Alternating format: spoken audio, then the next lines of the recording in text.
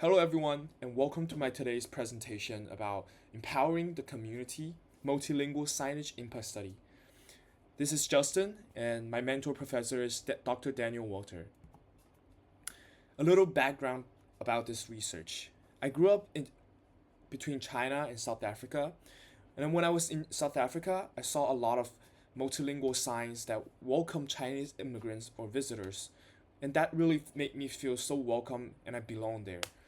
And I really wanted to bring this sense of welcomeness to back to Guangzhou, this international trading hub that hosts diverse foreigners, especially African foreigners, who seek to improve their business and more career opportunities. However, the streets are still predominantly Chinese only signage, and this walking methodology that I'll be talking about later was inspired by Dr. Maxim's coursework. And the research gap here is that there are a lot of studies about linguistic landscape, how they influence the sense of belonging to the people. However, there are not really a bunch of research being done on signage interventions, which will be my phase two of my research project. In this research project, phase one will be aiming to test signage impact on people's belonging and community engagement. My research question is, how does altering linguistic landscape to include languages on signage familiar to local non-dominant language in public space impact community engagement and participation?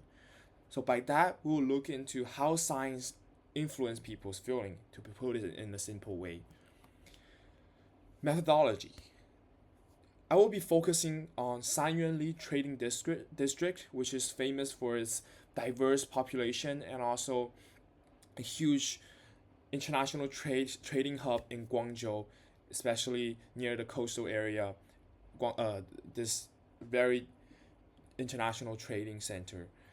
And I will be using photo and video documentations as well as self-walking interviews, which I will walk and document my thoughts as I walk along the way to see the signage and the linguistic landscape of my designated site. Also, I did two migrant interviews, which are constructed to explore their feelings, their experience here in Guangzhou, Sanyuanli trading district about the linguistic landscape there. However, this research right now is only in the phase one. I will be moving on to the business phase, which is our intervention phase two in future. And this research was approved by Emory International Review Board. Here's my first data, a self-walking interview. As we can see from the left, this signage is highly commercialized but almost devoid multilingualism, with English serving only as a decorative formality, failing to assist foreign customers. All the English up there are Guangzhou Metropolis Shoe City and parking lot. The most important thing, the charging center for this parking lot are entirely in Chinese. This illustrates how symbolic and this multilingualism is, and the absence of the practical functionality of the translation. And another data when I was doing my self-walking interview was the no smoking sign over there. This policy level remained monolingual, which is a top-down signage, which also reflects the city's administration's assumptions that everyone here reads Chinese. And that's kind of sad to see because it is such an international trading hub, that especially that area, and the government or the administration is still using monolingual even for this kind of top-down signage. Another interesting data I found when I was doing my self-interview was the history of international trade of Sanyuanli is entirely erased by the Chinese standard narrative. And that really reflects the exclusivity of the cultural memory. As we can see from the two pictures, this is the exhibit of Sanyuanli's history and culture. But they're not, even though it's well known and famous for its international trade, and the history of trading with a lot of different foreigners from different across the world, a lot of different countries. There are zero to none history documenting that kind of history of international trade. And as we can see from the right, it's not even they don't even have English translated introductions or descriptions for the history. There is such a monolingual um, linguistic landscape that I really feel sad about it as someone who's doing this observation and research. Surprisingly, when I was walking into a relatively newer mall, I found this multilingual broadcast. Let me show you guys. بتوزيع بطاقات المنتجات المقلدة إلى التجار والمواطنين وحث التجار والمواطنين للذهاب إلى المباني السكنية المحيطة لبيع المنتجات المقلدة.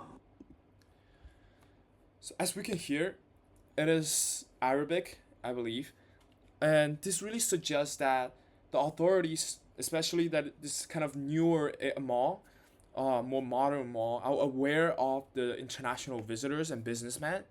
However, what's more interesting is that as we're walking into that mall, all the shops didn't include any English in their signage board, in their signboard, and their branding name, all in Chinese, leaving this multilingualism stuck at the ceiling, and this really brings the contrast of audible versus invisible multilingualism in the Li area. And next, we have the interview with two Nigerian international students. And we did a 16 to, I remember it's a 20 minutes sit down interview, semi constructed. We talk a lot. But here are the three major quotes. The first one is, all receipts are in Chinese. I can't tell which one is which. And I really feel bad for them because they are doing business here. They are doing business. They are trying to make a better living.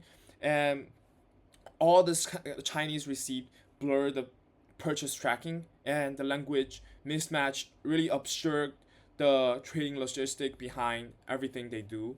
And this really highlights the need for bilingual paperwork in business settings.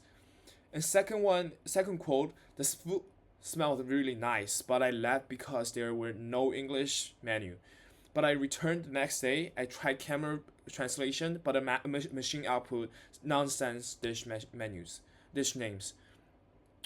And this monolingual menu not only deter impulse buys, even though it's really good at the product itself, it attract the customers, but the creative naming of the Chinese products just bring a lot of uh, difficulty to foreign visitors or students here in Guangzhou, and the time cost of live translation are way too high.